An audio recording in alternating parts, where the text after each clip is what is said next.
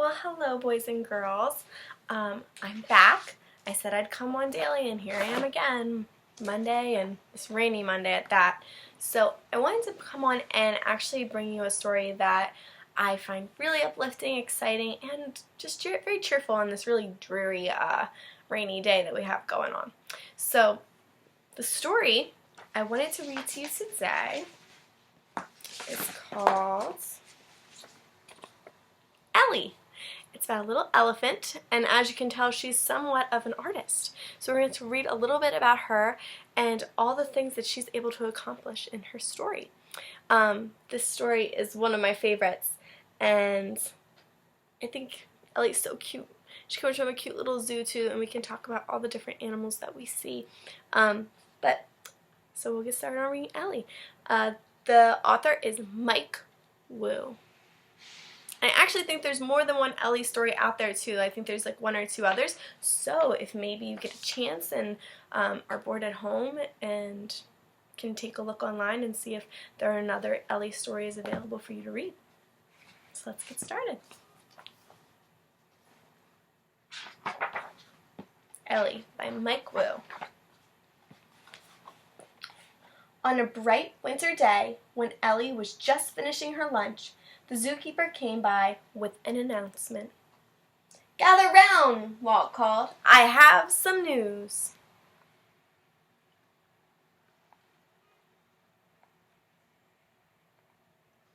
Looks like all the animals are just hanging out right now.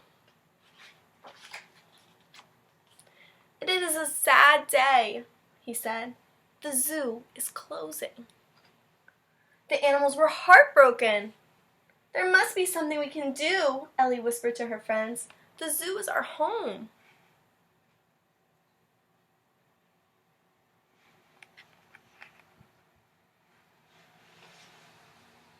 Even the zookeeper looks pretty upset.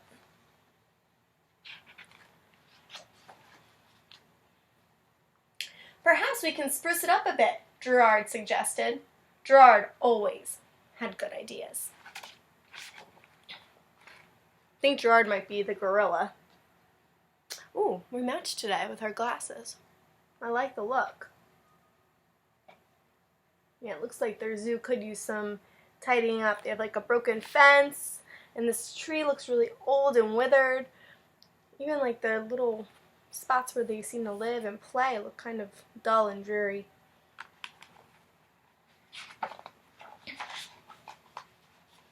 "I'll prune the trees," Lucy said, nibbling a leaf. "If only my trunk were longer," said Ellie. So she can't really help with that, which is okay. We all have different skills, right? Lucy's nice and tall, so she can cut down some of the tree limbs and, take off some of the dead leaves, but Ellie's not tall enough yet. "I'll move this rock," Gerard huffed, clearing it off the path. "If only my muscles were bigger," said Ellie. So she's not strong enough yet to lift the rock. And a peacock. He must be really strong.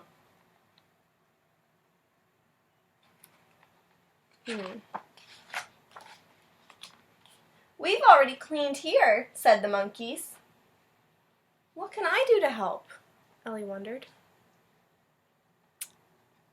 That's hard when you want to help out, but there's really nothing for you to do, or you can't think of some way to help out. It can be really tough.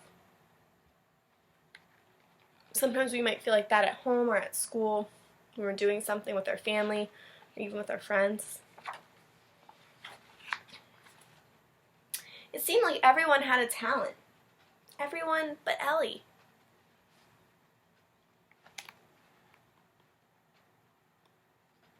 Even the penguins are scrubbing underneath the water on the glass.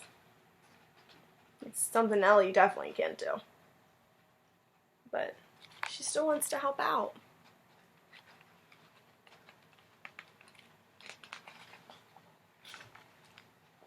Ellie thought she'd ask Walt to give her a job, but he was too busy. When the monkeys called him away, Ellie picked up the strange object he'd been holding. It had smooth wood on one side and prickly hairs on the other. What is that she's holding?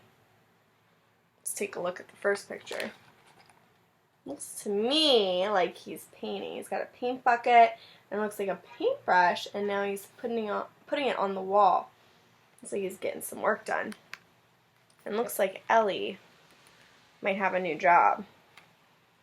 While we've been home, Miss Lorenz has even been doing some painting. So it's a nice way to spruce things up, make things nice and bright, colorful.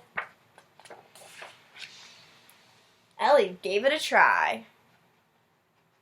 An elephant that can paint? Pretty impressive.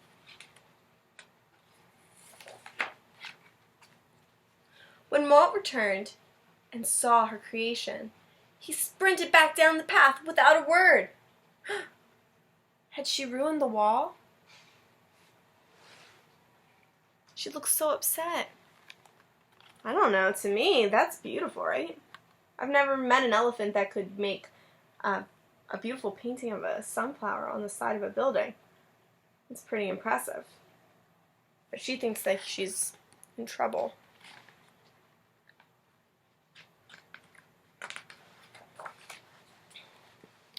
Soon she heard a wagon with a squeaky wheel turn the corner.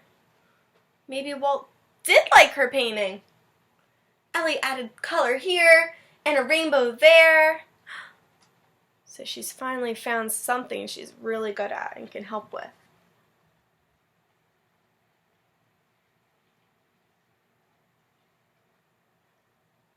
She's pretty good too. That's a good rainbow. She's starting to get a little messy too. Some of you might be getting a little messy as you're doing fun projects at home with paints and crayons and markers. There were so many walls to color and so many colors to try. Ellie painted all of her friends. She painted the tallest ones. That must be Lucy. The smartest ones. Must be Gerard. It's the glasses, I think. And the quietest ones. You gotta look really close. You see the little mouse friend there. She's got a bunch of friends that she's painting. How nice. Squeak! Word spread of Ellie's talents. Roar! Chirp! Ellie the artist! Looks like everybody is telling everybody else what is going on. And now this guy decides he's going to call all his friends. And they're going to call all their friends and let them know there's an elephant that can paint.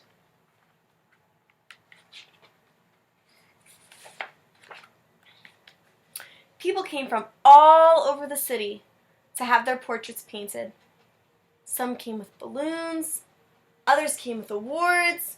Ellie even painted Mr. Mayor with a smile. Guess he's not known for smiling. So she painted all these beautiful pictures of all these people. She painted a baseball team and a little girl, a little boy, a beautiful rainbow zebra, her friend Lucy, a penguin, a nice lady, and then even here the mayor gave her an award, and he's smiling in his picture. Doesn't look like he likes to smile in real life, though.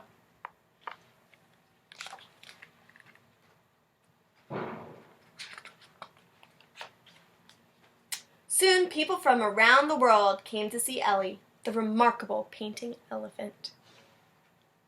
So there she is painting what looks like the Mona Lisa, a very famous picture. And there's all the people watching her as she paints. Pretty amazing. I would definitely go see Ellie if she were real and painting. That'd be pretty cool to see. Lucy hosted the crowds as they arrived at the zoo. Ellie's gallery. And we talked about this when we read the book, Ish. When you have a gallery in the dot, when you have a gallery, it's a whole room of one artist's or multiple artists' works. So they're different paintings and colors and all sorts of things, and it's really beautiful what they can show in a gallery. So Ellie has her very own gallery where people can come to go see all of the artwork that she's made and hung up. if you remember when we read the dot, the little girl Vashti, she painted all those beautiful pictures using dots, and then made her own gallery. And that little boy at the end was like, I want to be able to do that. And we learned that you can, right? You have the ability to make amazing art, even if you don't think you're an artist, right? You're all amazing. Gerard led tours through Ellie's art gallery. So Gerard took all the kids that Lucy brought to him, and he showed them all the different artwork that Ellie made and how she created it, and maybe told them why she created it, what inspired her, made her think about things that she wanted to paint and color. And on a bright spring day, with crowds cheering him on, Walt declared, "We are open for good, thanks to Ellie."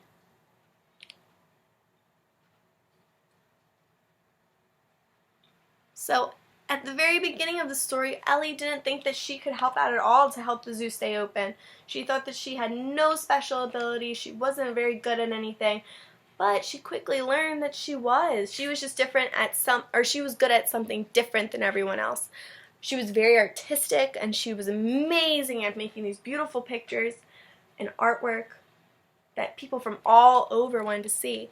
And because she was able to do that and share such wonderful things with the world, they all came to see her and helped the zoo stay open, which is pretty amazing. And I'm sure all her friends really appreciated it, because now they all have a place to call home. The end. Now, I love that story because, like I said, Ellie the elephant is just such a cool character. She starts out with not feeling like she's part of anything, she can't help, and then she quickly learns, like, trying something new could lead to amazing things. And so she quickly just picked up a paintbrush and gave it a try, and turns out it was something she was actually really good at. So if you ever think for a second that maybe, you know, you're not good at anything, think again, because chances are you just haven't learned how to do something yet, or you haven't tried something yet that you're really good at. We've talked about how Miss Lorenz loves to play soccer, and it took me a long time to learn how to play and become good at it. And then some of you guys, I've seen your artwork in our classroom, and you guys are amazing. Reagan is an amazing artist. She uses all these different colors and colors inside the lines and does all this amazing work. Same with Kendall, and I'm trying to think, Ferran does so many cool creative things with her work as well. You guys are such artists. I don't even think you realize it yet, but the more you practice and try, the more you'll see. And even if we use different things, like some of us might be really good at painting, and some of us might be really good at coloring, or even building and creating things like we've done with a lot of our STEM stuff. So here's my challenge for you, if you're ready for it, if you're up for it today. My challenge is that you can use your artistic abilities, even if you don't think you have any, because you definitely do. Use your artistic abilities to make a beautiful creation for someone you care about today on this dreary day. Try to brighten their day. So, for example, one thing that I might do today, I might make a beautiful card for my mom and wish that she has a wonderful day, because it's kind of dreary out and we're stuck at home. So it'd be nice for her to have a little smile on her face and get something beautiful and created by me. And you can use whatever you want. You can use paper, you can use crayons, you can use markers, you can use glitter. Ooh, sorry parents. You can use whatever you'd like. Even if you make something from scratch, you can use Play-Doh and make a beautiful creation to give to your sister, or maybe even make something out of cardboard box, make a rocket ship, make a dollhouse. Whatever you think would brighten somebody's day, whether it be your little sister, your mom, your dad, your aunt, your uncle, grandma, grandpop, whomever. So let's try to spread some cheer on this really rainy, really cold Monday morning. Well, afternoon. So, alright, that's my challenge to you, and I hope that you guys send me some of your pictures and we'll see what you come up with. Be creative and keep on reading, okay? And I'll see you guys tomorrow. Alright? Bye, guys.